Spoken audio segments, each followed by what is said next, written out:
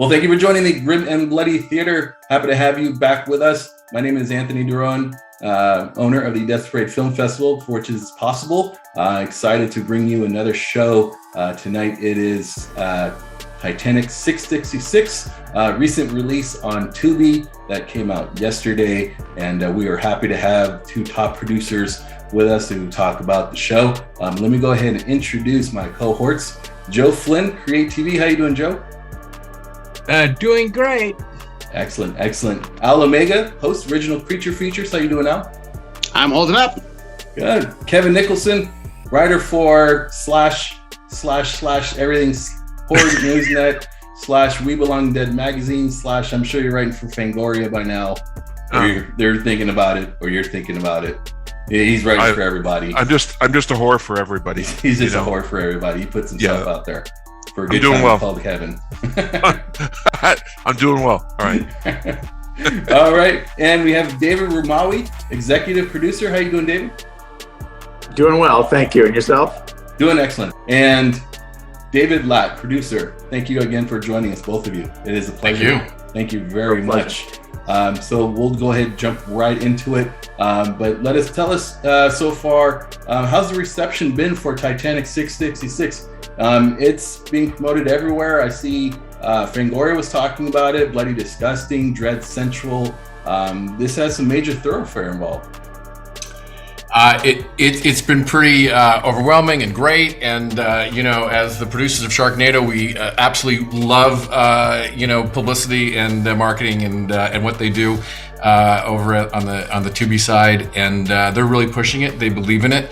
We're thrilled with their support, and it's getting out there, and I want it to get out there. I'm very, very proud of the film. I think it's a fun ride. It's something I would enjoy. So, and I want other people to enjoy it too. So there you go.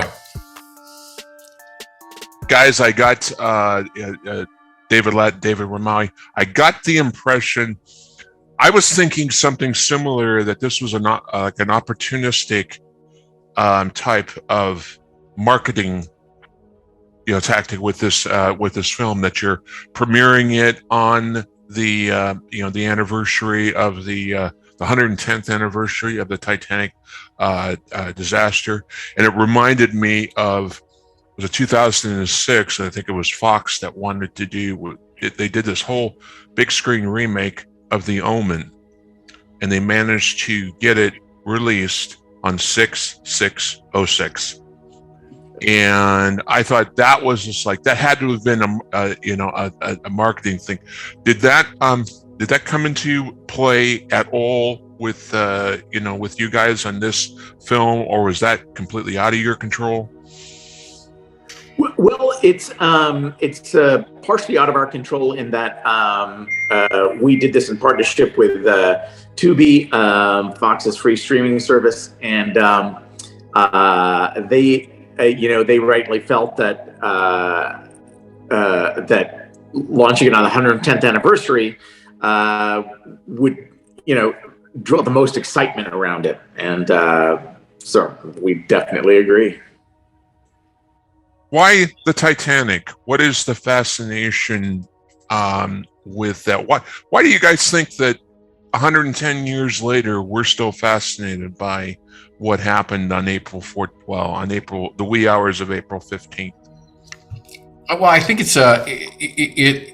it resonates. It's something that people, it's not like it's a disaster that happens in space. It's something that happened to real people in various levels of from poor to rich. It killed the richest man in the world at the time. I mean, and the poorest of people. And so I think people see themselves in this tragedy and go, this, there by the grace of God, be it 100 years earlier, but it's something that you could understand and relate to, as opposed to, again, a space opera that we do where sharks in a tornado.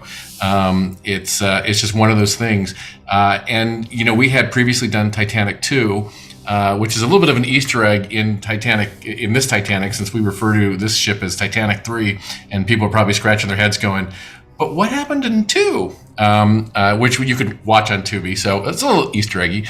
But it's a fascinating story because it is about hubris, and it's about defying all expectations of this is an unsinkable ship, and it sunk, and unfortunately people died. I do have a question about how did you guys come up with the cast for this film? Oh, I love seeing Jamie Bamber again. Oh, that was great. And he was great. Unexpected, amazing. I mean, he's a great actor, but he really pulled something out of that script which wasn't there in the first place, which was a little bit of humanity in that character and understandability of why he's doing what he's doing, and passion of what he's doing, which I don't know if we would have gotten anywhere else. I mean, just amazing. But the cast comes. It's a combination of putting a list together, figuring out who works well with these parts, who works well with a Tubi audience or in the genre, who is unexpected, and then in some cases like Lydia, we've worked with before, and we knew the range and what she could contribute to the show, and that was a very difficult part too, because it could be a very one-dimensional, right, kind of just someone saying some spells and ghosts appear. She really brought a lot of dimension to that role, and we knew that she could handle it. So that was an easy phone call to make, on that level. It's all about AnnaLynne McCord. I'm telling you, she is gorgeous. She is gorgeous. And the camera loves her, and she has so much personality, and she, is someone that you just follow. And the character wasn't as big as she made it. And so again, they all just contributed so much that no one phoned it in. No one said, "Oh God, it's a cheap horror film." No one had that mentality. They all said, "This is a fun script. This is a fun project. We're going to spend a couple weeks on the, Queen Mary and just have a ball." And they did. And a little bit longer because of COVID, but outside of that, we all had a great time. Talk to me about, now for those who haven't seen Titanic II, talk to me about the new twist. This is a hyper contemporary version of the Titanic. This isn't what you saw in the first movie. This is very much happening today. There's a lot of elements in this that you would say, wow, yeah, this is probably how it would be like on a Carnival cruise or somewhere. But talk to me about kind of reshaping the story of the Titanic while introducing elements that we're very familiar with right now.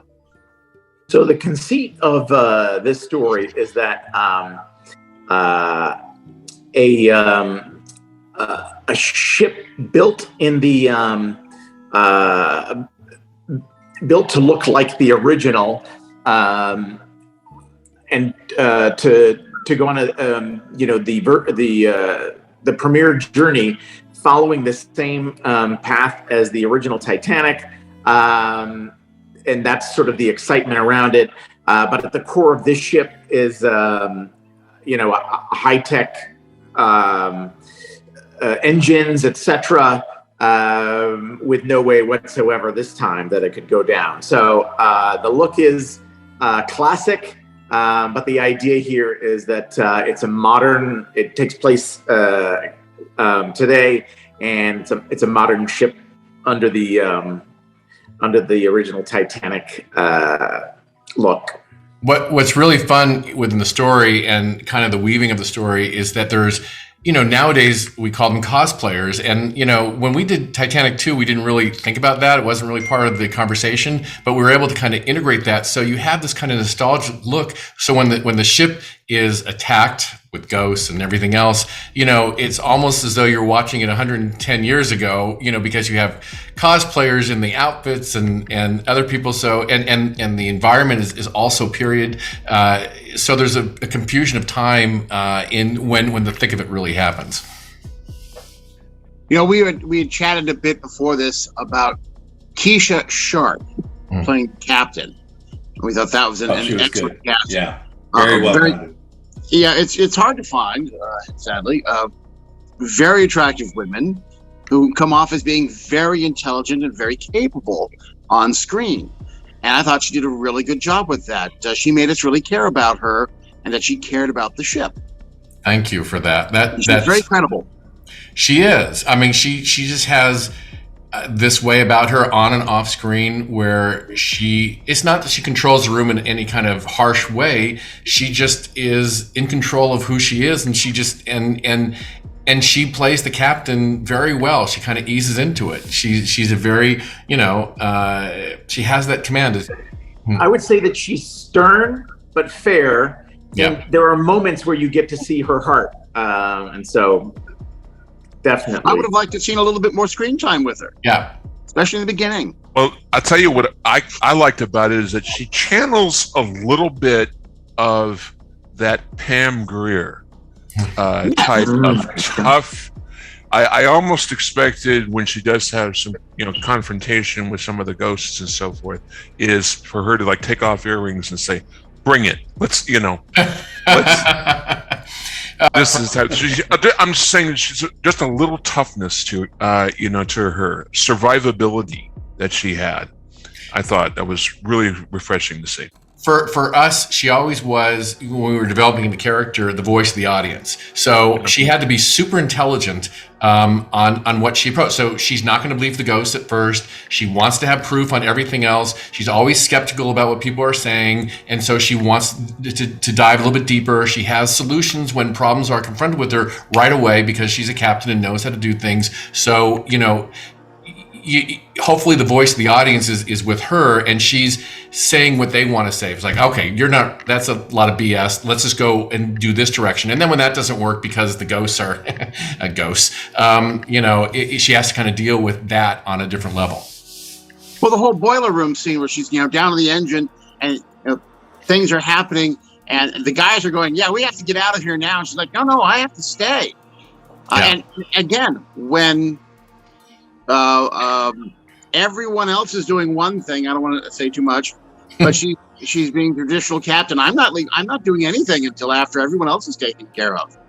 Right. She played it off very well. In fact, the lady who played the lead in Eureka, the sci-fi series, again another a woman who is very attractive and very intelligent, of course, because that series is all about intelligence.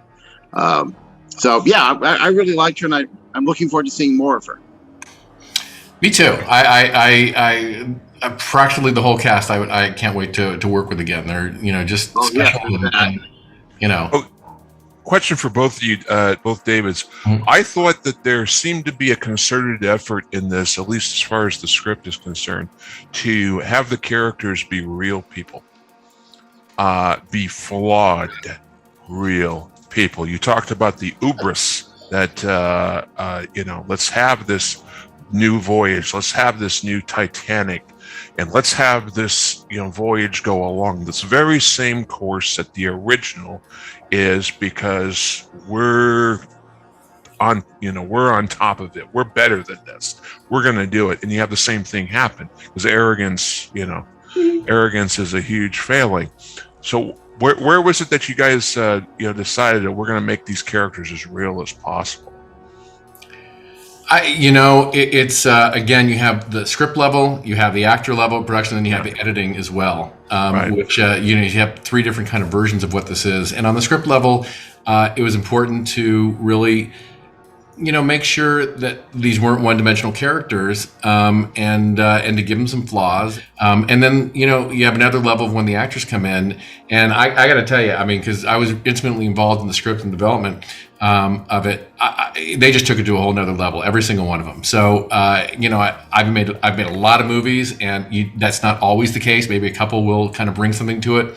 Everyone across the board really, really said, we're doing this, and both feet in, and so they added a lot more to what was on the script. And then you had the edit at the end of the day, which gives them a little more thoughtful pauses and reacts a little bit quicker and kind of helps the pacing as well, and that kind of plays a part of it as well. But thank you for the compliment of making these characters approachable, believable, authentic. That's always the goal, even if we don't always hit it. Now, we have a copy of the trailer we wanted to introduce here and show everybody who's watching. David, either of you, do you want to introduce the trailer we're about to screen for everybody? I can imagine what you have there is Tubi's premiere trailer, the official trailer of Titanic 666. So just to whet your appetite for the hour and a half of excitement that follows, everybody, here is the trailer for Titanic 666. Roll it. Enjoy, guys. I'm on the deck of the Titanic when I started hearing something.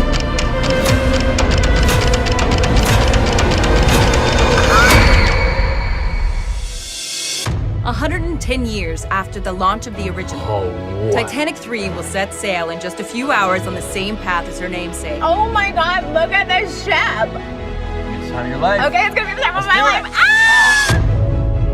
We have cosplayers, mediums, relatives, and as you know, priceless relics from the original Titanic disaster.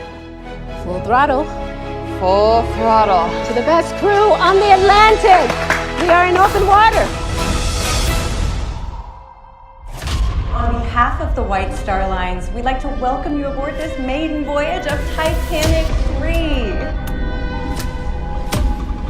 So you thought you could just steal these from their final resting place? I preserve them so their memories can live on. I bet you're gonna want to know what hidden treasures are around here.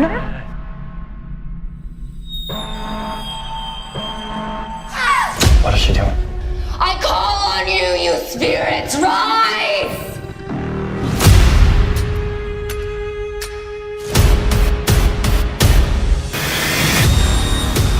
How long has this been happening?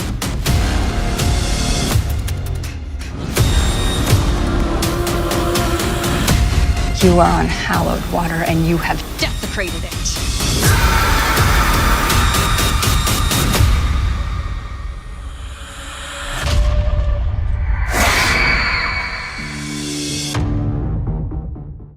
And we're back.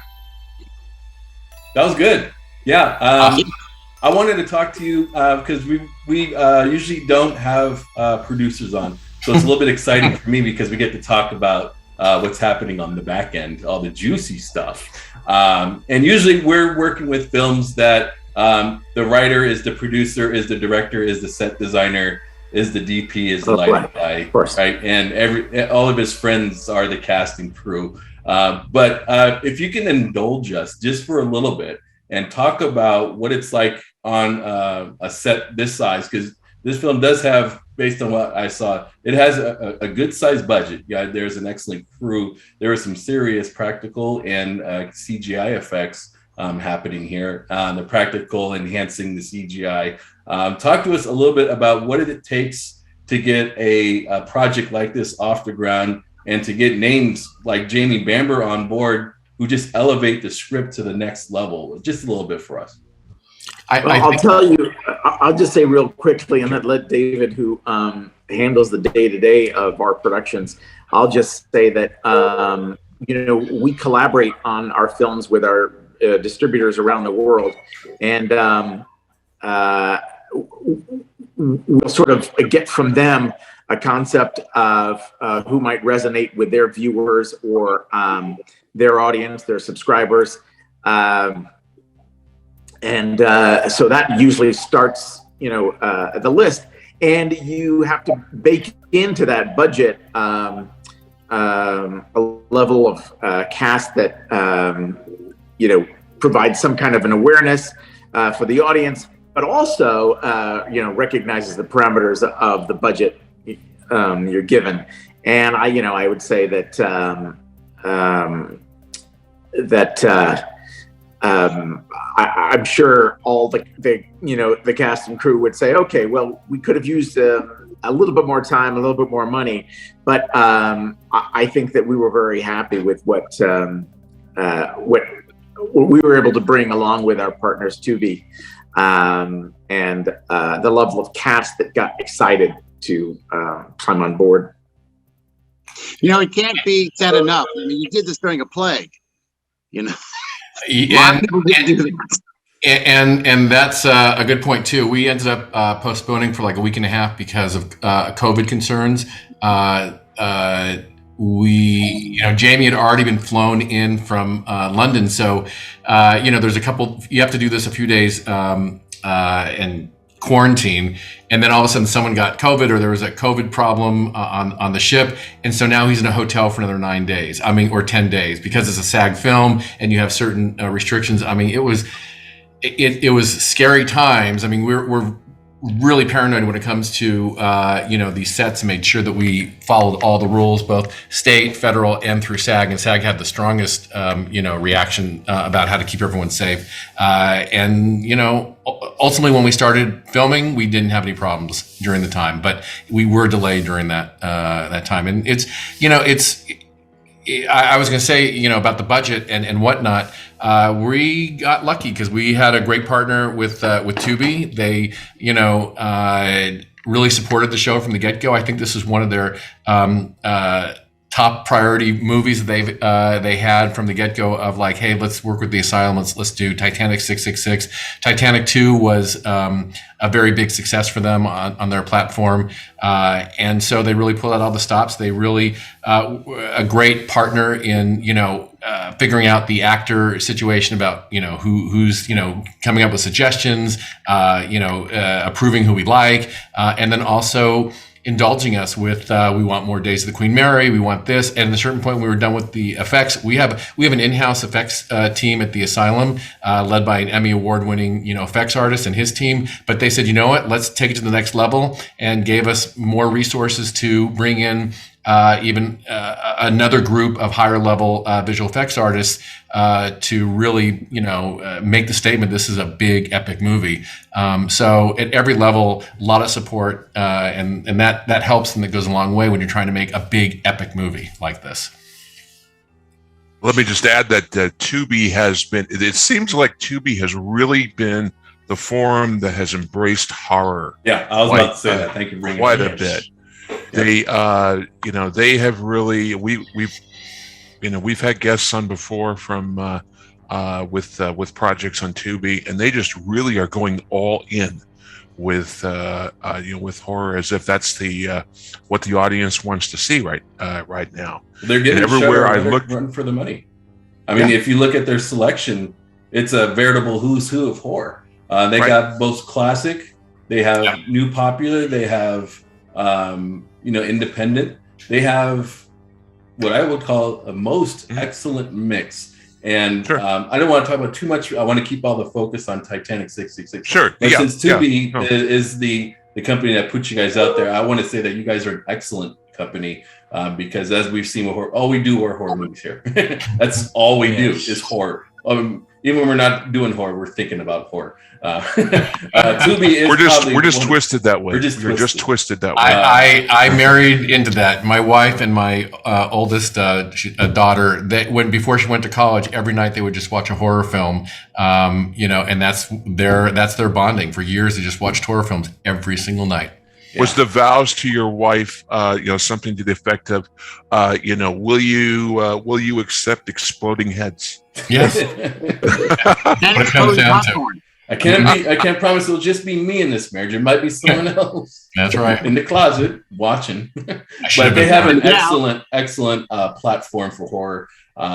They know what they're doing. They're going after it, and I wouldn't be surprised if they take the top spot as far as horror streaming really soon. The only issue with Shudder is they take off just as many movies as they put on. And it can be frustrating for the viewer because I was just watching that. That happened to me so many times. I'm watching a movie and I don't finish. I come back and it's been stripped off. Movies on Tubi, they seem to last a little bit longer. You can breathe. You don't feel that pressure to watch it in the next 30 minutes. And I enjoy their selection. In fact, I've subscribed to Tubi at least 3 times in the past 2 years because there was films that I was just interested in and they happen to have it. So, when I heard that you guys are coming on from Tubi, I'm like, oh, right. Yeah. I want to talk about your movie. I also want to kind of give a shout out to Tubi because they're putting out some really good stuff and making a lot of titles available. 100%.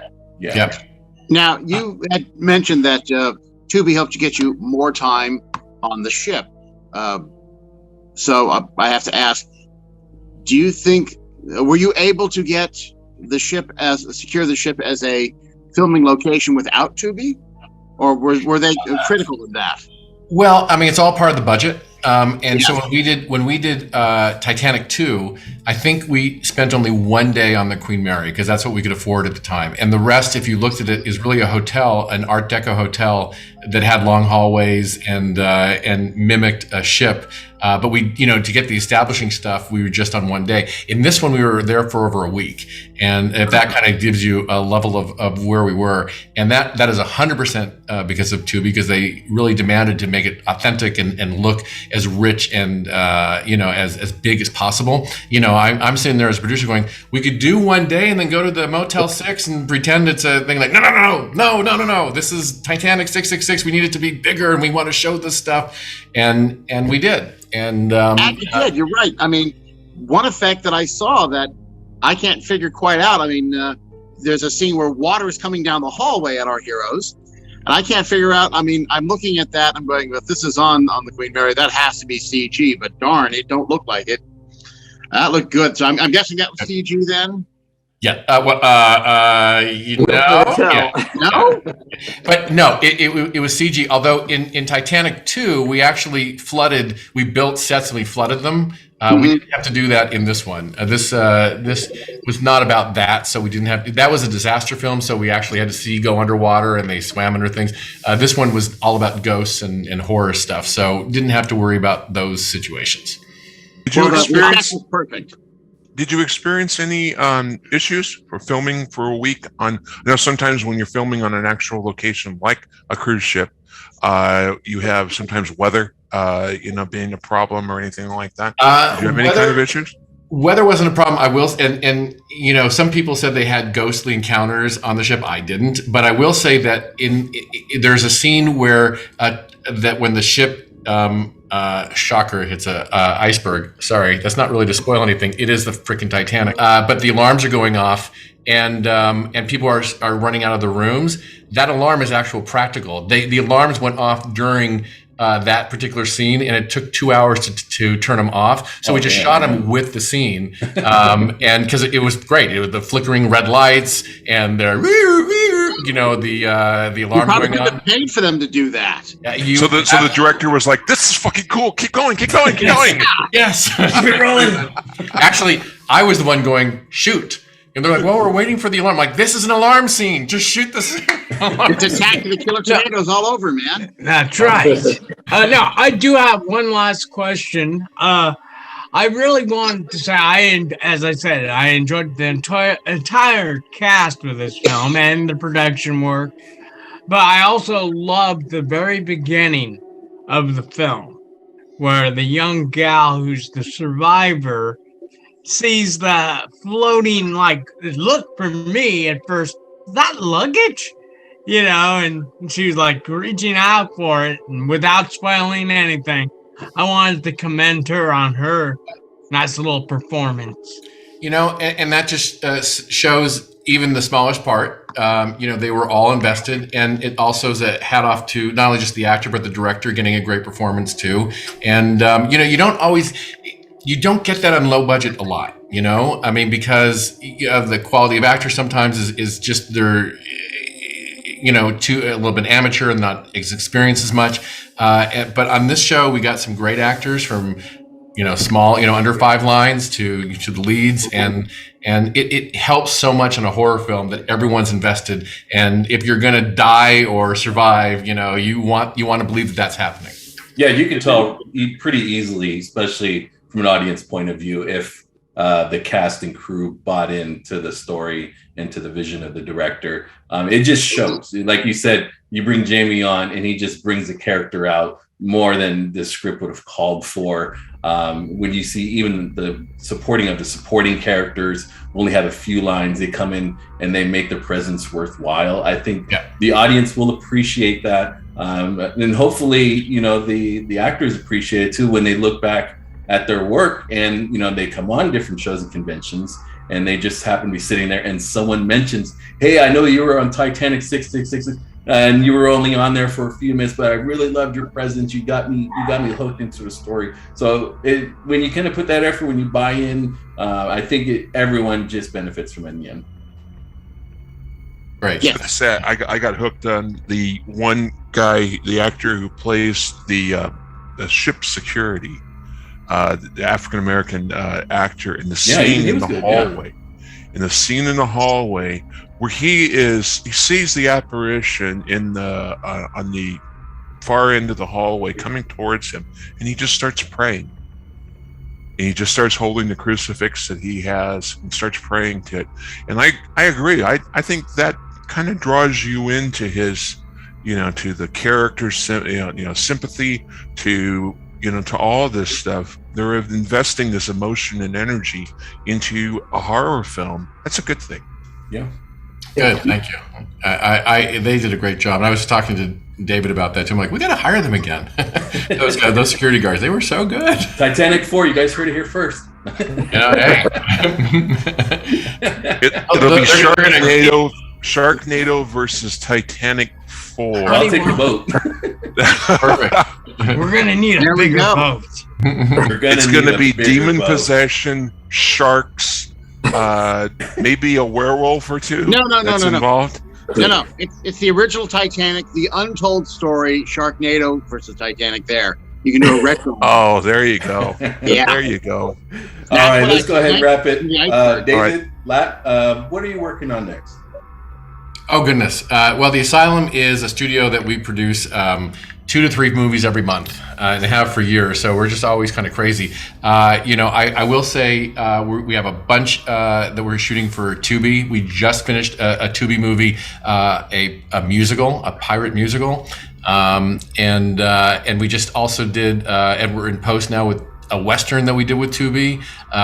We have another horror film coming up over the summer with Tubi. The great thing about them is that, you know their channel. It's hundreds of different films and a bunch of different genres. And we're film geeks. We love making movies, after all this time, and we still love it. And we get to play in different kind of sandboxes, of genres. That's awesome. With a great partner. So we have a lot of stuff coming in. Fantastic. Werewolves in a musical. How about that? Done. Writing it. There you go. We already shot it. We're done. That's and something. It's starring Antonio Sabato Jr. Oh, you went there. I didn't. Come on, we'll do Junior now. David Rimawi, First movie. You're up next. What do you got? What do you got cooking? The core Asylum movie is typically some massive disaster or massive creature or alien invasion affecting planet Earth. And I can tell you there's no shortage of that coming up soon, including a few nods to Bullet Train and Thor coming out, so some things in that thing. How about something about a horror host that goes mad and kills people? I'm good for that one. What? A what that goes mad? A horror host goes mad from watching the movies. That could be any of the 4 of us. Just spin a wheel. We're all this close to going insane. We're just on the precipice. Oh yeah.